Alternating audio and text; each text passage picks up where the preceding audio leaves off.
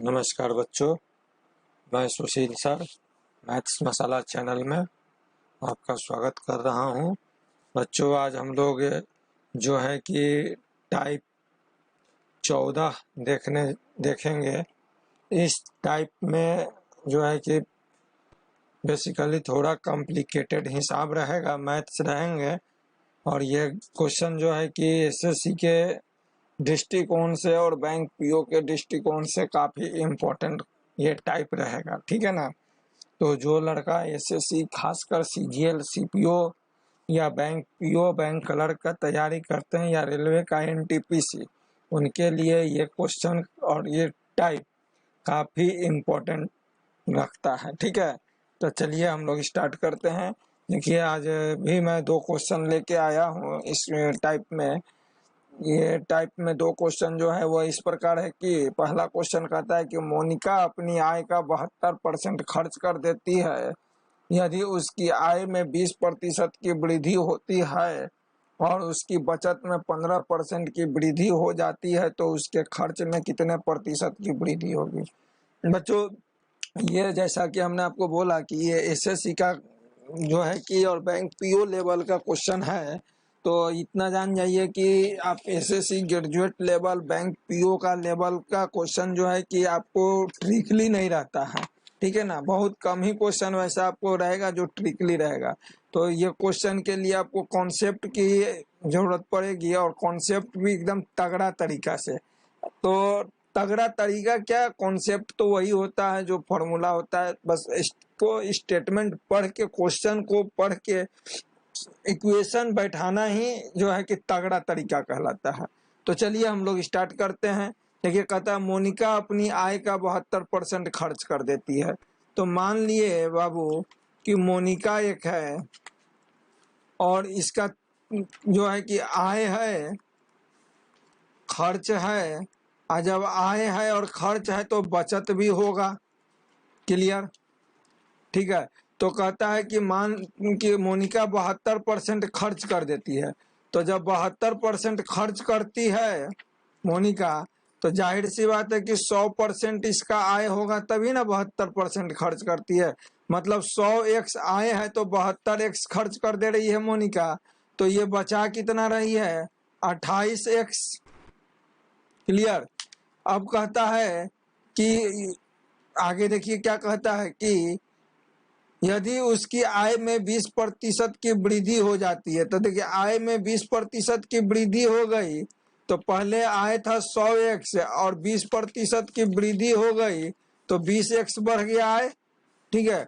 वृद्धि हो जाती है तो उसके हो जाती है और उसकी बचत में 15% की वृद्धि हो जाती है। अब बचत जो 28 रुपया हुआ करता था इसको, वो बचत जो है कि कितना बढ़ गया, 15%। तो देखिए, हम लोग लिख सकते हैं 15% को कितना लिख सकते हैं। इसको थोड़ा सा देखिए, हम कैलकुलेशन को इजी कर दें।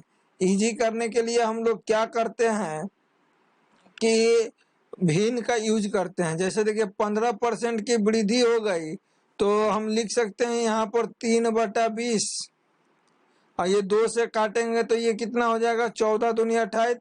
तो 7×6 42 बाई 10 मतलब कि 4.2 इतना का वृद्धि हो गया। तो वृद्धि इसमें जोड़ देते हैं बच्चों, तो ये हो जाता है 32.2x, ठीक है। कितना हो जाता है, बचत में वृद्धि कर दी है, अगर बचत में 15% की वृद्धि कर दी है तो बचत तो कितना था, बचत राधिका का जो पहले था वो 28x था और 15% बचत जो है कि बढ़ गया तो इसकी बचत कितनी हो गई, 32.2x।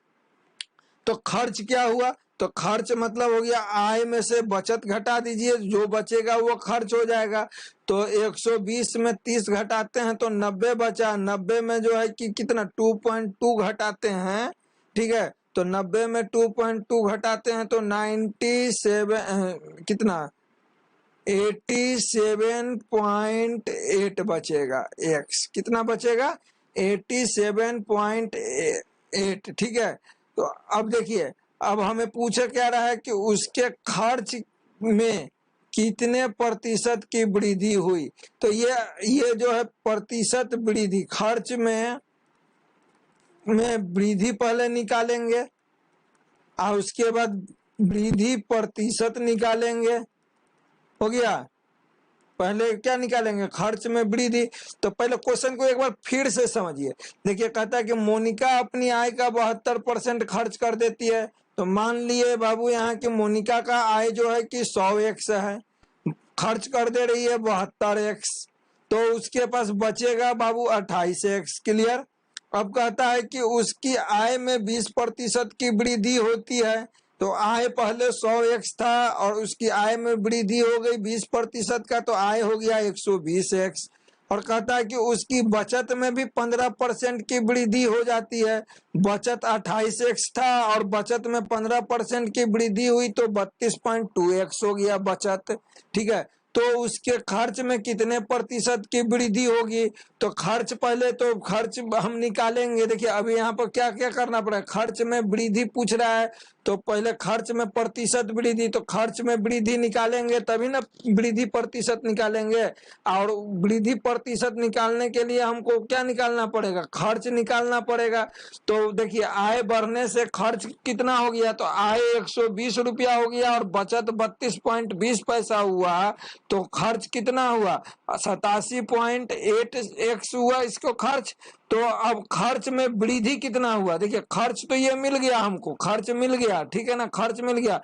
खर्च में वृद्धि, तो वृद्धि मतलब ये दोनों में से घटा कर देंगे, ठीक है ना। तो 87 में से 72 गया तो ये हो जाएगा 8 पॉइंट, यहाँ पर देखिए इसको ले लीजिए 0, तो ये हो जाएगा 8 में से 0 गया 8, 7 में से 2 गया 5 और 8 में से 1 गया 1, माने 15.8x का क्या हुआ, वृद्धि हुआ।